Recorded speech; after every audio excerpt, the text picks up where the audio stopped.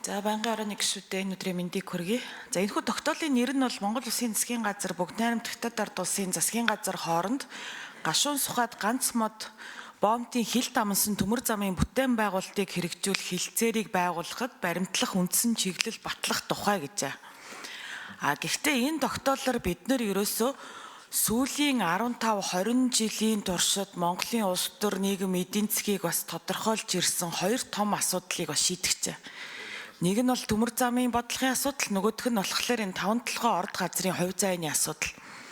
Тэгэхээр энэ ийм том асуудлыг шийдэх гэж байгаа энэ тогтоолыг бид нар бас яаралтайгаар хилцүүлж оруулж ирээд тэгээд ингэж одоо яаруу санд руу хилцэж байгаад бол би бол бас дурамчхан байгаад байгаа. Яагаад вэ гэхэлэр засгийн газрыг бол ойлгож байна. Одоо ингээд бас цаг нар шахагдж байгаа энэ тэндээс одоо яаралтай ажиллах шаардлага байгаа бах. Гэхдээ улсын хурал бол энэ дээр бол бас их нэлээд уулсууртай шийдвэр гаргах ёстой. За өмнө нь төмөр замын бодлогын тал дээр ч гэсэндээ тэр 5 толгойн тал дээр ч гэсэндээ тэр хэд хэдэн улсын хурлын тогтоолууд гарч ийсэн.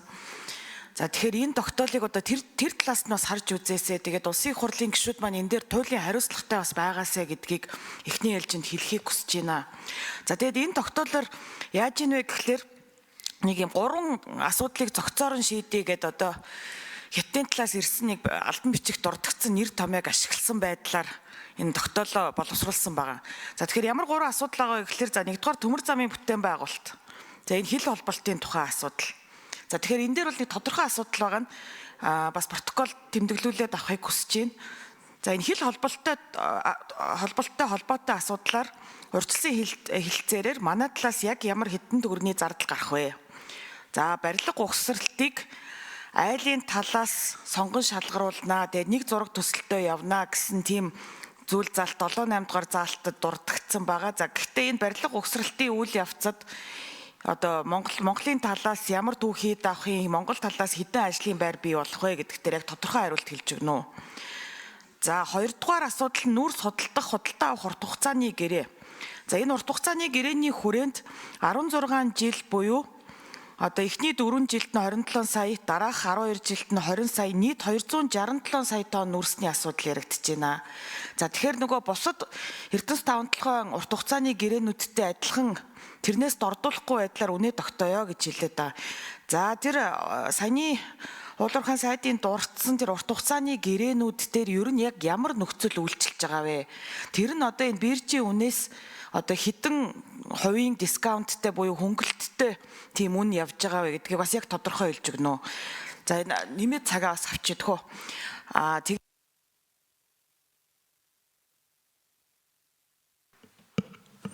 Алдар зохлон гишүү, мөнх соёл гишүү нарыг нэмий.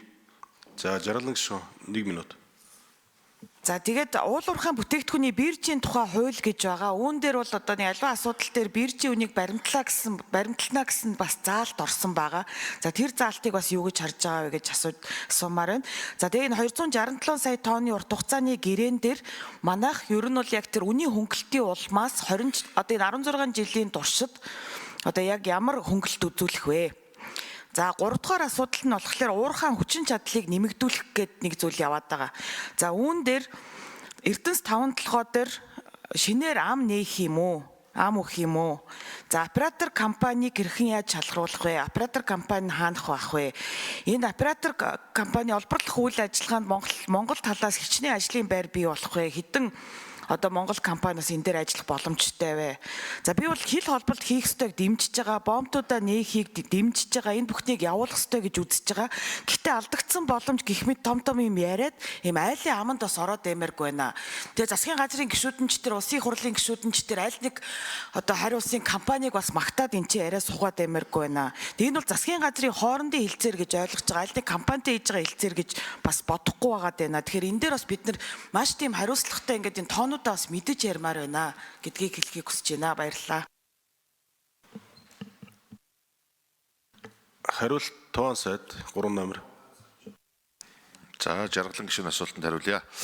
Энэ одоо бүтээн байгуулалтанд нийтдээ 978 тэрбум төгрөг шаардна. Энэ мөнгийг Эрдэнэс 5 толгой компаниас бэлнээр өгнө. Энэ дээр ямар нэгэн нүүрсээр одоо ямар нэгэн гэрээ хийж одоо бартер маягаар хийхгүй гэдгийг хэлье. За хятадын талын төмөр замын одоо суурь бүтэц эзэмшигч компани одоо шалгаруулсан компаниар хийгдэхээр гэрээнд тусгагдж байгаа. Тэгэхээр энэ өөрөө асуудал маань бүгд найрамд Хятад улс руу Монгол улсаас өргөн царгийн төмөр зам өөрөө орно.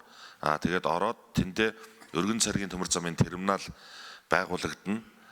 Хятадын талаас нарийн цэргийн төмөр зам Монгол улс руу орж ирнэ.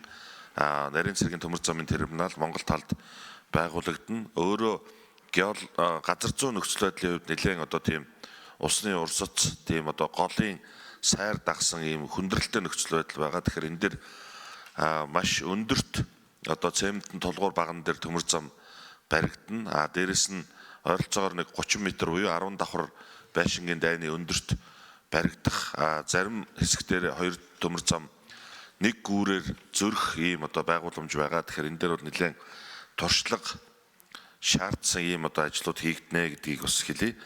За урт хугацааны одоо гэрээ байгуулагдж байгаа энэ дээр үнэн дээр бол за одоо микрофонд хэлчихье. Өмнө нь одоо Шинхуа гэдэг компани явж байгаад одоо China Energy компани болсон.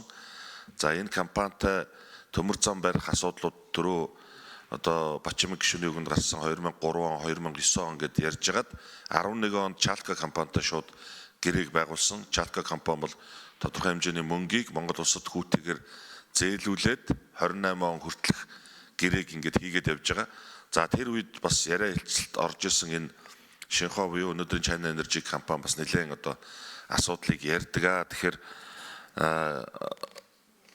үнэн дээр бид нар одоо янз бүрийн хөнгөлт гэхээсээ илүү 5-7 хувьцаат компаниас Хятадын тухайл 4 компани тухайлах юм бол энэ дотор Chalco компани орж байгаа бодож байгаа үнийн аргачлалыг баримтлаач гэдэг одоо зүйлийг санал тавьсан. Бид нар энэ дээр бол өөр одоо хэлэх үг байхгүй одоо биржийн дундаж үнэ баримтлана гэж хэлэх юм одоо боломжгүй байгаа гэдгийг хэлье.